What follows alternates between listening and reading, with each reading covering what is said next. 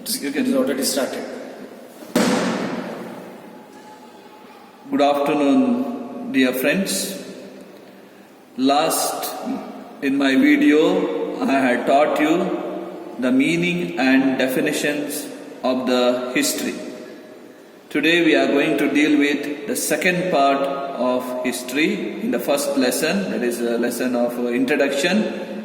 That is, we are discussing today is about importance of the study of history. Why we have to study history? There are different books we study, and we have taken this year as a history subject. Some have taken HEB, History, Economics, Business Studies, Accountancy. Some have taken HEPS, History, Economics, Political Science, Sociology. Those who have taken history, we must know why we have taken history and what are the importance of the history. So today we'll discuss about the importance of the study of history. By studying history, we come to know the culture of human person. History helps us to know the experiences of different people. So history helps us to know the culture of different human persons. We know India is having so many cultures, and by studying history, we will come to know many cultures of the people. In Karnataka itself, we have got more than 100 cultures. In India, we have got more than 1,000 cultures. So we will come to know by studying history. Secondly, the experiences. People have different experiences. Each students have got experiences, each background has got its own experiences. At the same time, in a country, there are so many experiences. By studying history, which helps us to know the experience of different people.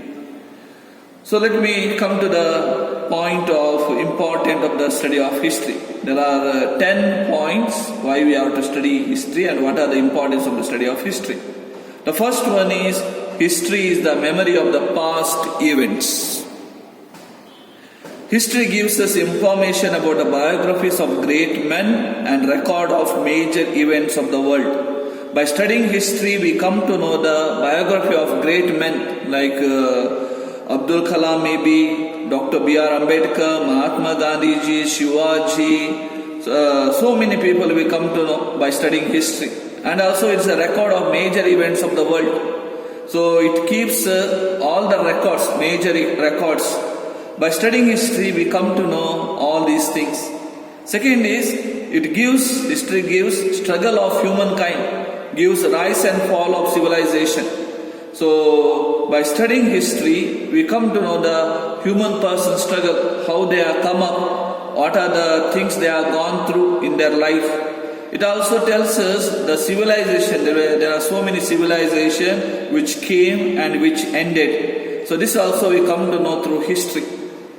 Thirdly, it is a memory of the past events because Dr. Will Durant, he says, a country's past is like an individual's memory. If memory goes, sanity goes with it. So he says a country's past is like an individual's memory. So past, our country has got past. It is like individual's memory. If the memory goes, sanity also goes with it. That's what he says. So another person, Hayes and Moonwright, they say, as memory is to man, history is to mankind. So for human person, memory is very important. What happened yesterday, what happened in the past, is very important for us. As a memory is to man, history is to humankind or mankind. So history also is very important for the humankind. So this is the first point. The importance of history is the memory of the past events. The second one is, history teaches religious tolerance. By studying history, we become more tolerant persons. The religious tolerance between different sects is must to have peace and understanding in the society. We have different religions in India. We have got different religious sects, different castes. But history teaches us to know about those religions. And by studying history, by knowing history about other religions, it brings us a tolerance, religious tolerance. We don't fight. We respect. If I am a Hindu, I respect Muslims, I respect Christians, I respect Parsis, I respect Jains. So simultaneously, they also respect us, because knowing the other religions is very important. Who helps us? History helps us. Peace leads to prosperity in the society. By knowing other religions, we become a peaceful persons. By knowing other religions, we inculcate the quality of peace, and this peace leads to prosperity in the society. The third this one is the religious stalwarts like Jesus, Kabir, Guru Nanak, Basveshwara, and Ramakrishna Paramahamsa. These are all the people who have come and gone, and history teaches us their life, and by knowing their life, we will come to know how they lived, and also we become messengers of peace. Jesus, Kabir, Guru Nanak, Basveshwara, Ramakrishna Paramahamsa, these are all the people who actually work for the peace. Second, another thing is the knowledge of history is very essential to develop religious tolerance. By knowing history, we also will become a peaceful person, and we also become a tolerant person. So we will not fight.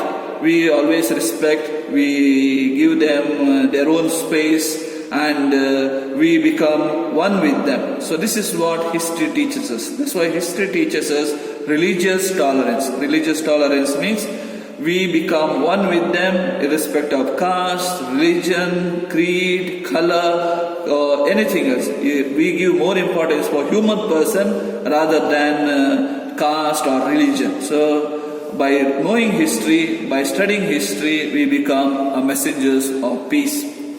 Dear students, the third point, the importance of study of history is the source of inspiration. History is the source of inspiration.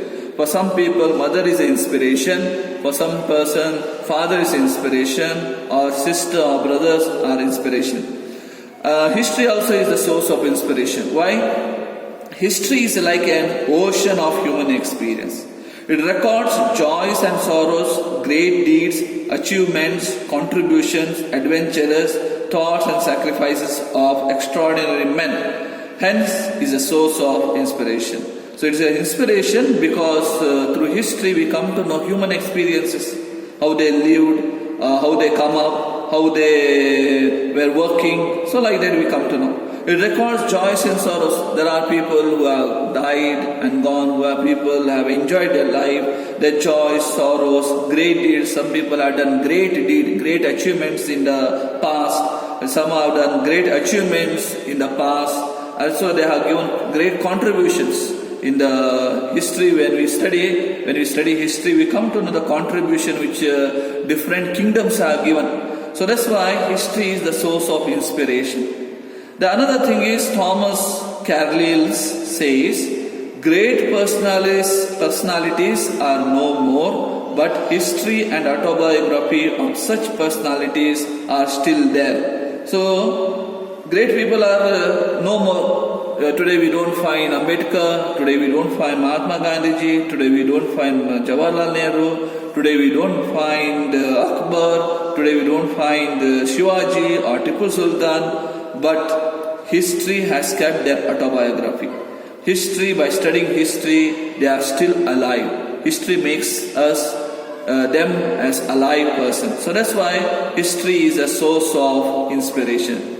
Today, now we have read the importance of study of history. One is history is the memory of the past events. History teaches us religious tolerance. History is the source of inspiration. So next point is history promotes patriotism. History promotes patriotism.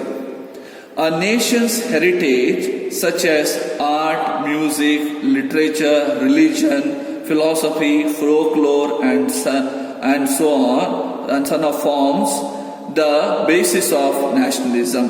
The life of great men promote patriotism among us. The meaning of this is history. By studying history, we become a patriotic. We love our country. We don't hate our country. We become a son or daughters of country. So that's why by studying history, which gives us a knowledge of art, which gives us a knowledge of music, which gives us a knowledge of literature, religion, philosophy, folklore, and so on. So that's why history promotes patriotism. Fifth one is history is a laboratory of social sciences. We know in the science subjects there are laboratories, biology laboratory, then there is a physics laboratory, then there is a chemistry laboratory, computer lab, everything we have.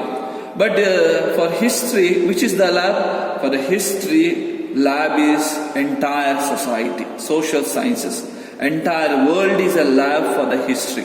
So that's why history is a laboratory of social sciences. By studying history, we come to know the social sciences. History has a practical utility as it supplies historical data to social sciences like economics, sociology, psychology, theology, philosophy, logic, geography, etc. By studying these all subjects ask the help of history, because history provides them social sciences like historical data for all these subjects. So that's why for economics, sociology, psychology, theology, philosophy, logic, geography, etc., history provides historical data. At the same time, so it is the root of all social sciences. It is without history, other social sciences subjects are zero. Like for example, which are the social sciences subjects? Economics, sociology, psychology, theology, philosophy, logic, geography. These are all social sciences. And for all these social sciences, the root is history. Without history, they cannot proceed. In the past, these social sciences were studied as a branches of history. In the past, history was the main subject. And in the history, these are all subjects were taught. But now, these days, each subject has become independent. But the root is history. That's why we need history to be studied. The sixth point is history infuses noble ideals. History infuses noble ideals. So, as humans are advancing, people are losing respect for values or ethics. We know. In today's context, human persons are losing the values. They are only giving more importance for technology. They are giving more importance for money. They are giving more importance for gold or worldly values. But they are losing, they are not giving importance for values, respecting others, respecting parents, respecting teachers. So ethics has been going to the dogs. So that's why in this critical juncture, the values propagated by great men of the past need to be adopted by the modern man. There are many great people have come and gone, and they have taught us a lot of values, good values. They also taught us ethics.